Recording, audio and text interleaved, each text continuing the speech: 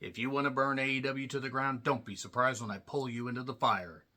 Darby John Moxley isn't the person who wants to burn all Elite Wrestling to the ground. You know who does? The EVPs, Matt and Nick Jackson. So go backstage and talk to them. You'll have to look down at them because I think Darby Allin is still taller than the Bucks, and he at least has a bigger stature in the company because Darby at least tries. You know who doesn't try? The Young Bucks. The Young Bucks can't do anything right. They do the same damn shit that they have done for many, many years, and the difference is they're slower, dimmer, and way less dependable. And they continue to do the video game stuff with Rick Knox, the worst referee in professional wrestling, not even justifying a bit of the contracts that Tony Khan has given them. I mean, there's no goddamn reason why the Bucks are being paid so goddamn much. But if you really want to look at the person who wants to burn all Elite Wrestling to the ground, look at your bug-eyed Herb Abrams cosplaying boss himself, Tony Khan, who I'm sure is a very nice guy. But Tony Khan has basically been channeling Heath Ledger's Joker. And if you ask him, what is he doing with all that money, he'll just set fire to it and say, it's not about the money, it's about sending a message. And that message is, thanks, guys. I'm John Renton with my review of AEW Dynamite from the Rupp Arena in Lexington, KY. And man, oh man, they could have used some KY, all kinds of lube. This show needed to be lubed up, buttercup. Don't break her heart because, 23,000 seating capacity. If you jam that thing full, they had maybe 3,000 people. And according to some people that I talked to, it's probably less than that. Stop running big arenas if you can't at least get them halfway full. Promote it properly. You can put a curtain down the middle, get 7,000 to 8,000 people for a big show. Run mid-size arenas. The stuff that they did in Arlington, Texas was pretty goddamn good. I know I have mentioned this, and I'm going to get to the review quick because this is not going to take very goddamn long, but I am fucking sick of Tony Khan continuing to shoot himself in the goddamn foot and then in the leg, and then just constantly cutting off talents at the knees because he doesn't want to say no. There are talents that have good ideas that with a little reshaping can work out. There are talents that do want to do good. There's a women's division full of women that are veterans that want to help, build up the next generation while continuing their own success. Taya Valkyrie, Thunder Rosa, and a few other. Deonna Purrazzo has been, I guess would qualify as a veteran. Madison, I don't know if we really should put Madison Rayne in the ring anymore because I remember the last match she had, that didn't work out all that good. But you have up-and-coming talents, Willow Nightingale, Chris Statlander, you have Mariah May, you have Toni Storm, who's a veteran, Jamie Hayter, who came back from a back injury. And then you have others there. Thunder Rosa is somebody that should be a tentpole of that goddamn division, in my personal opinion. But then you have Saraya. You have Mercedes Moné being paid millions of dollars to absolutely do nothing except read bad scripted stuff. Yeah, and Jennifer Pepperman, I think is her name. Yeah, fuck her. I'm sorry, but if she is apparently an alleged writer, she needs to go find something else to do. I heard a bit of a podcast that she did, and I'm sorry. She is rotten. She is not cut out to have anything to do with wrestling. But then you look at Britt Baker, who they built the women's division around, and it hasn't been anything. And I talked about doing a series of goddamn, like a series of things breaking down stuff in regards to AEW. And they've had successes.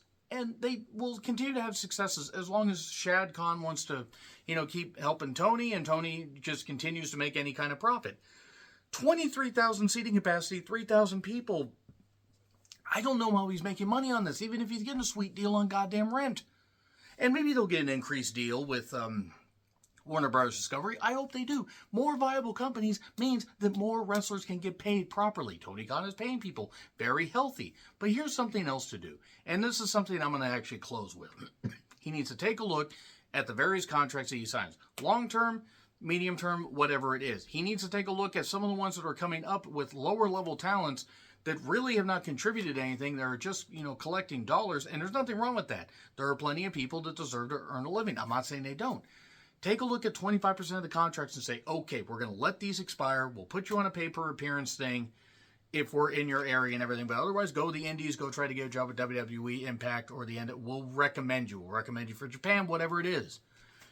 He's got to short things up because this is reeking of WCW in 99 and 2000, and that's not a good thing. There are sparks of interest, but then they are stamped out immediately by people and egos that just don't want to get out of the fucking way. And a boss that doesn't want to be a goddamn boss.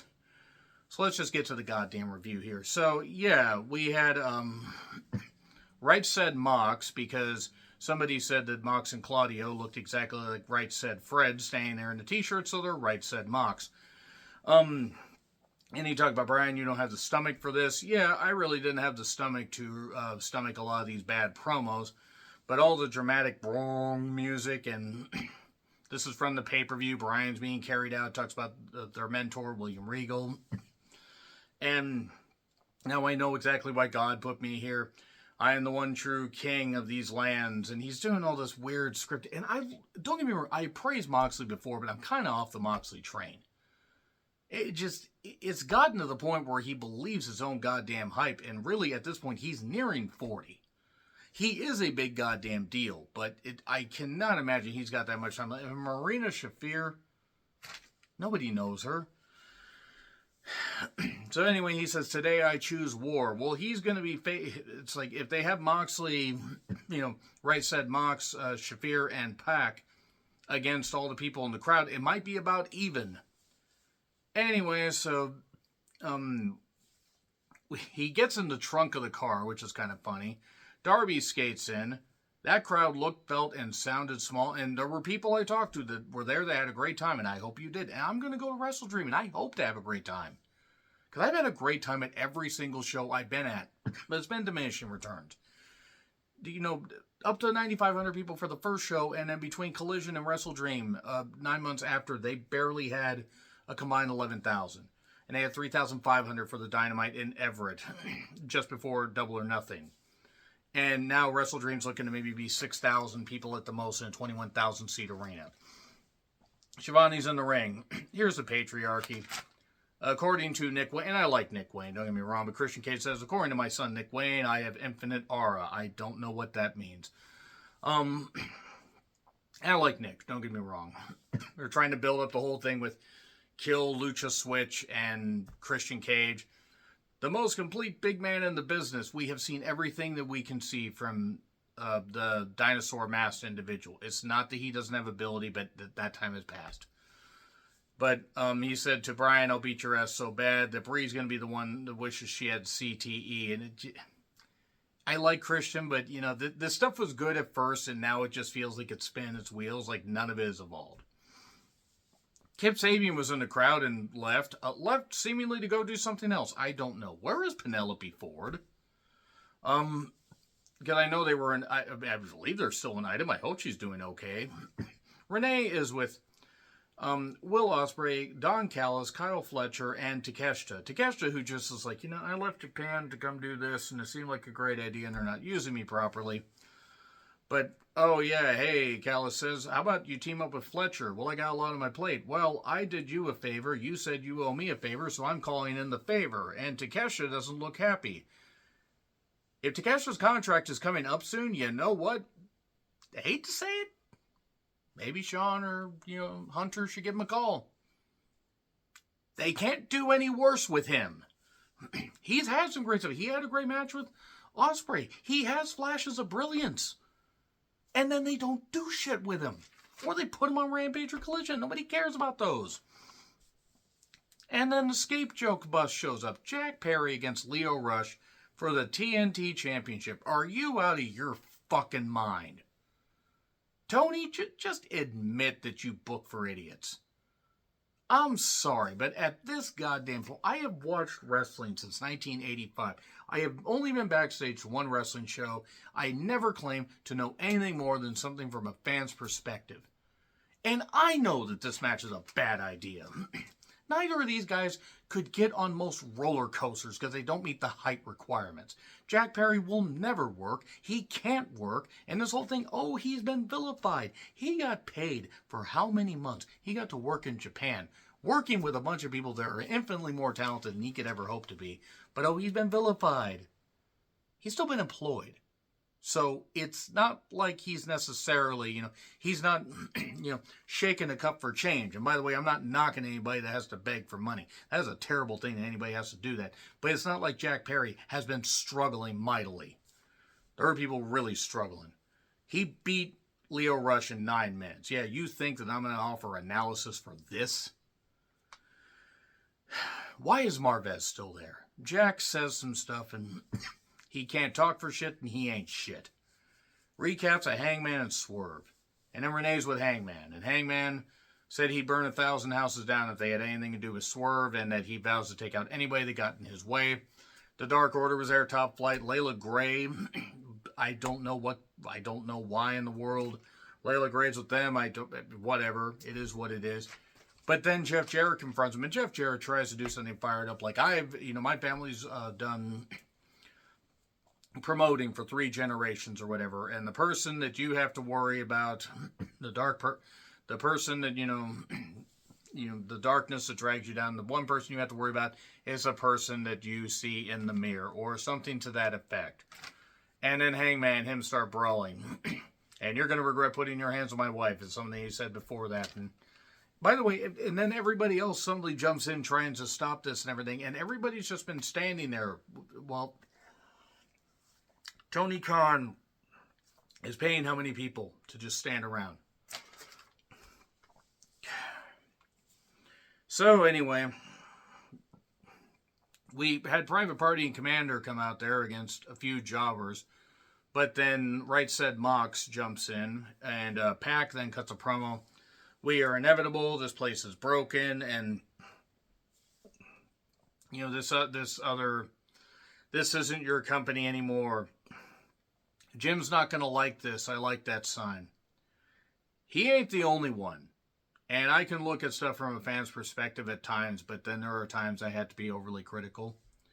I can't just watch a bad and I can't just watch, there are certain WWE programs I don't watch. I'll watch NXT, even though, at least weekly, because there are just certain things I can't stand. There's only so much bad wrestling I can stomach. And it is getting to the point where I think if they don't pick things up, Wrestle Dream may actually be the last AEW show I go to. It may be the last wrestling show I go to. Jericho and Co. arrive in a Bentley with Orange Cassidy's backpack. And then Ricochet, Home State Ricochet, against Sammy Guevara with referee Rick Knox. They go to the stage after some flippy shit, and Rick Knox forgets how to count to 3. The only thing that should be counted to 3 is the amount of vaccines that man needs, apparently, to get up in the fucking morning, because he looks like he's about 200 years old. Sammy moonsaults off the staging partition and hurts his ankle, but he doesn't really sell that, and then they just keep doing stuff.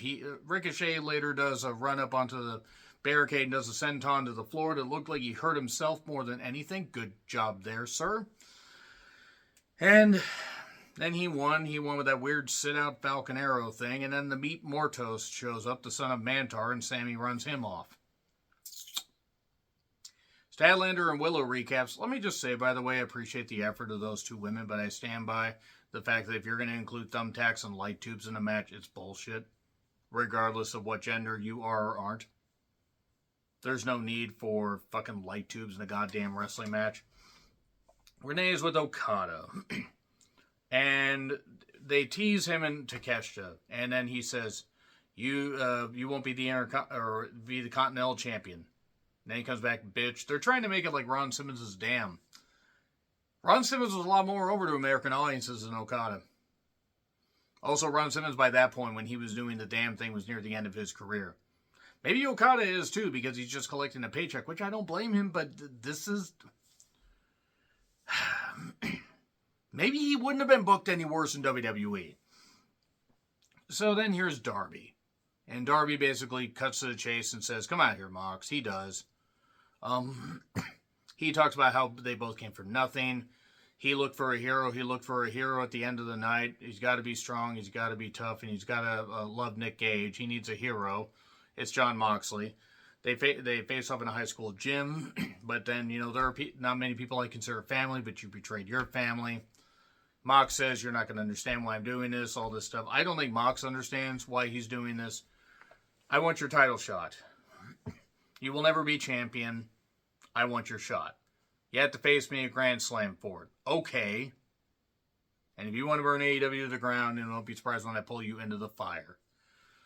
The thing is Darby actually has some good lines here, and Mox, I know, is trying, but the thing is like, Not having Wild Thing highlights the fact that nobody really reacts to some music when it's just basic music. And also there wasn't much of a crowd to react, with.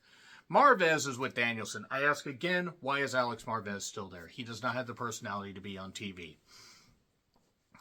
Nigel shows up. He wants to talk Tony Khan. Excalibur can't even do... And look, to be serious, this was the episode. I mean, we're recording this very early on Thursday. 23 years ago, 9/11 happened. Stephanie McMahon, by the way, also proceeded to compare the steroid trial that her family went to the deaths of 3,000 plus people. And I will never forget that. I also want to say that while I understand it would be difficult to do something like this since it's very emotional, Excalibur was the wrong person to do it because he stumbled over everything. Good job. Good job. I used to defend him. I used to defend the fact that, he wore a mask. Okay, it's different. He really needs to take that fucking thing off. I don't care what he looks like. Just, he's not cut out to be a lead, commentator. The commentary on AEW actually often kills the whole damn thing. JR is too old to be doing it. Nigel is way, way too heelish. Taz is yucking it up, even though Taz can be, pretty good. Shivani, I love Shivani, doesn't really provide anything. Ian Riccaboni and Caprice Coleman could be good. Hell, Thunder Rosa. Thunder Rosa does Spanish commentary. Tell me that Thunder Rosa couldn't be commentating on the women's matches. I mean, I'm not saying throw her into just commentary, have her wrestle, but I'm always looking for stuff for Thunder Rosa to do because you know why? Thunder Rosa has talent. Poor Thunder Rosa. God, Thunder Rosa deserves better than just being relegated to Collision. The Glamour, Mariah May, against Queen Aminata. And they started doing stuff where it looked like they keep on dancing, keep on. Oh man, they keep on doing the... I don't actually remember the rest of the words by Gentry's. It's tiring. I'm tired. There was one point where Aminata nearly scooped up Mariah May wrong for a slam. I noticed that. I go, ooh. And that Storm Zero looked like it was almost going to be like, a bit botchy. But then Mariah wants to celebrate, and she wants Mina Shirakawa. Who doesn't want Mina Shirakawa? I mean, I would. I wouldn't have a fucking shot even if I was rich, but who wouldn't want Mina? So, the Bucks show up to talk about the Casino Battle Royal. We get a package on Hayter, and WWE should come calling. If her contract's up soon, I'm serious. There are people that can go from WWE to AEW, but there are certain things that need to be freshened up in AEW. And I don't think Hayter's going to be able to do anything of note. Then Jericho's group took on the Iron Savages. Jericho's group won because, you think I'm going to watch a Jericho match? He's upset about his jacket and all the stuff that Orange Cassidy did, like with the Mimosa Mayhem match that happened about 4 years ago. Roughly, something like that. There's a best friends picture in the back in the backpack, and then we cut to the back where Orange Cassidy has some money that he wants to pay Jericho for the jacket, but then says, wait, I have the rest. And there's this Bentley, by the way, that Jericho pulled up in, and Mark Briscoe, the Ring of Honor champion, I assume Kyle O'Reilly there. I don't. They take some change in this payloader and dump it. And, it's supposed to be this, thousands and thousands of dollars in change. That was probably $500. I mean, I don't know. I don't know how much change it was. The Bentleys, by the way, are about $200,000. If you have that much money to spend on a goddamn car, go help out sick kids or sick pets or something. This is something that Tony Khan paid for. He paid for that. Even if you rented the Bentley and paid for the insurance and went, who is this for? Who is this fucking for? Nigel's in the ring. He wants to face Bryan Danielson. And you know what? Bless Nigel. I'm glad he's getting a shot at Grand Slam. It will be Danielson against Nigel. He's going to be cleared, and that's fine. That should be a good match. Nigel isn't going to be able to wrestle after that, but you know what? It'll be a way to wrap things up. Bryan will win. He won't be defending the championship, but whatever. Pre-tape on Hook. That poor dog's just running around, and then he talks about Roger Strong. Speaking of poor dogs running around. Challenge for the FTW championship. And then the Bucks are on the stage. in chairs. It's a shame those chairs didn't just roll down the stage and they didn't just tumble. But then again, that would be considered child abuse. Casino Gauntlet Tag Battle Royal. It basically in timed intervals, and the first team to get a pinfall or submission wins. So FTR, Ospreay, and Fletcher start out, and then the Righteous and Undisputed Kingdom show up. We go to break. Yeah, this is the analysis you're getting. Because there's another Casino Battle Royal, and I don't care. I don't care. Congratulations, Tony. You have beaten the passion out of me. The Acclaim. The MXM Collection. Mason Mansoor. Or whatever their names are. They're committed to the gimmick. I feel like this entire company needs to be committed. So anyway, they were going to be touching tips at one point, doing the scissoring thing. And then Top Flight, a major overrun by this point. Top Flight, I think, was coming in just as we were starting the overrun. And then we get a dog pile to stop a pinfall. And then the Outrunners come out. And I gotta say this, I wasn't sure what to think about them at first. They're committed to the gimmick, I'll give them that much. The Outrunners are at least having fun. You son of a bitch, and does the elbow. That's okay. That's funny. That's creative. And they're committed to the late 80s gimmick. I'll give them that much credit. The Grizzled Hung Veterans show up, and FTR immediately starts fighting with them, and they fight off, seemingly just fighting into the streets. They could have fought into the goddamn stands. None of the fans would have been able to get to them. The Outrunners nearly won. The crowd booed when they got stopped. And then a Hidden Blade and Fletcher end up covering, I think, Dante 1, 2, 3. That was a near 10-minute overrun. For this show, I'm going to continue to review AEW weekly as long as I can. I'm getting to the point where I may be taking breaks. Because I'm starting to really get angry. And I shouldn't be getting angry. And AEW, much like WWE Weekly, is continuing to have issues.